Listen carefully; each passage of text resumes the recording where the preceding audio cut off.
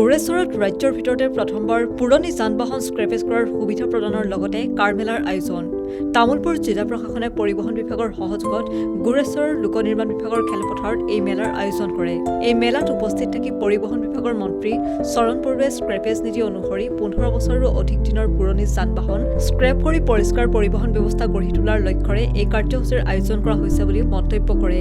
উল্লেখ্য যে স্ক্ৰেপিং প্ৰক্ৰিয়াত অংশগ্ৰহণ কৰা উপযুক্ত যান-বাহনগৰাকীসকলৰ বাবে এমপি টেক্স, ফিটনেছ পেনাল্টি আদিৰ 75% ৰেহাই, যান-বাহনৰ স্ক্ৰেপ মূল্য লাভ, স্ক্ৰেপৰ পাছত প্ৰমাণপত্ৰ লাভ, নতুন গাড়ী কিনাৰ ক্ষেত্ৰত 25% পৰ্যন্ত ৰোড টেক্স ৰেহাইৰ লগতে নতুন যান-বাহনৰ পঞ্জীয়ন মাচুল ৰেহাই আদিৰো সুবিধা প্ৰদান কৰা হৈছে।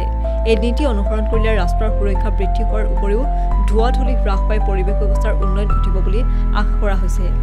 জিলা প্ৰশাসনে সকলো পুৰণি যান-বাহনৰ মালিকক নিৰ্দিষ্ট দিনত উপস্থিত থাকি এই সুবিধা গ্ৰহণ কৰিবলৈ আহ্বান জনাইছে। এই অনুষ্ঠানত গোৰেশ্বৰৰ পাৰিষদ মহেশ্বৰ বসুমতাৰী, জিলা আয়ুক্ত পংকজ চক্ৰৱৰ্তী, জিলা পৰিবহণ বিষয়া স্তুতি পৰাশৰকে ধৰি কেইবাগৰাকীও বিষয়ববীয়া উপস্থিত থাকে। তামুলপুৰ জিলা প্ৰশাসন আৰু তামুলপুৰ পৰিবহণ বিভাগ দুটা মিলি পেলাই এটা কাৰ মেলা ইয়াত আয়োজন কৰা হৈছে। কাৰ মেলাটো একচুৱেলি ৰিলেটেড আমাৰ স্ক্ৰেপেজ পলিচি ইয়াৰ লগত জড়িত আছে। যিহেতু আমাৰ অসমত 2022 চনত মটৰ ভেহিকল স্ক্ৰেপেজ পলিচি আছে থ্ৰু RBSF। ইয়াৰ যোগেদি 15 বছৰ পুৰণা গাড়ীবিলাকক মানে স্ক্ৰেপ কৰি পেলাই ইয়াৰ পৰা যিখিনি বেনিফিট পায়, এই বেনিফিটটো ৰাইজে এতিয়াও সজাগ হোৱা নাই, যাৰ ফলত স্ক্ৰেপ কৰিবৰ কাৰণে মানুহবিলাক আগবাঢ়ি নাহে। তো এইটোকে সজাগতা কৰিবৰ বাবে আমাৰ তামুলপুৰ জিলা প্ৰশাসন আৰু তামুলপুৰ পৰিবহণ বিভাগ দুটা মিলি পেলাই এই আজি কাৰ মেলাটো আয়োজন কৰা হৈছে।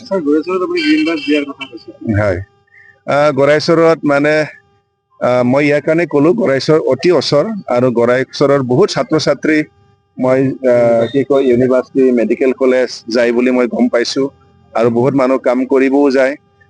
কেইদিনমান আগত মই মন্ত্ৰী হোৱাৰ পিছতে গোৰেশ্বৰবাসী ৰাইজে মোক STC বাছো খুজিছিল আৰু এখন STC বাছৰ ব্যৱস্থা মই কৰিছিলোঁ, ৰাইজে ইতিমধ্যে পাইছে।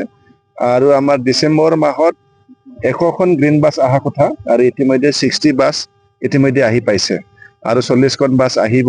আমাৰ সন্মানীয় প্ৰধানমন্ত্ৰী ডাঙৰীয়া তেখেতে জানুৱাৰী প্ৰথম সপ্তাহতে এই বাছটো উদ্বোধন কৰিব দিল্লীৰ পৰা। লগে লগে আমি 100খন বাছ আমিও অসমত উদ্বোধন কৰিম আৰু এই 100খন বাছটো আমি গুৱাহাটীৰ আশে-পাশে জেগাবিলাকতে দিম। তো মই চিন্তা কৰি আছোঁ, গোৰেশ্বৰ যিহেতু ইমান দূৰ নহয়, গোৰেশ্বৰত যিহেতু মানে বহুতো মানুহ অহা যোৱা কৰে, তাৰ কাৰণে গোৰেশ্বৰত দিয়া এটা মই পৰিকল্পনা চলাই আছোঁ। এইটো যদি STCৰ মাটি আছে চিন্তা কৰা যায়, যদি STCৰ মাটি আছে তো চিন্তা কৰা যাব।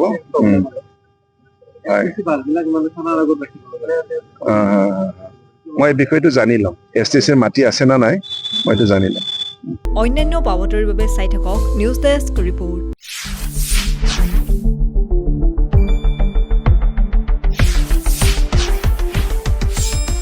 শুদ্ধ আৰু বিস্তৃত বাতৰিৰ বাবে চাই থাকক নিউজ ডেস্ক ৰিপৰ্ট।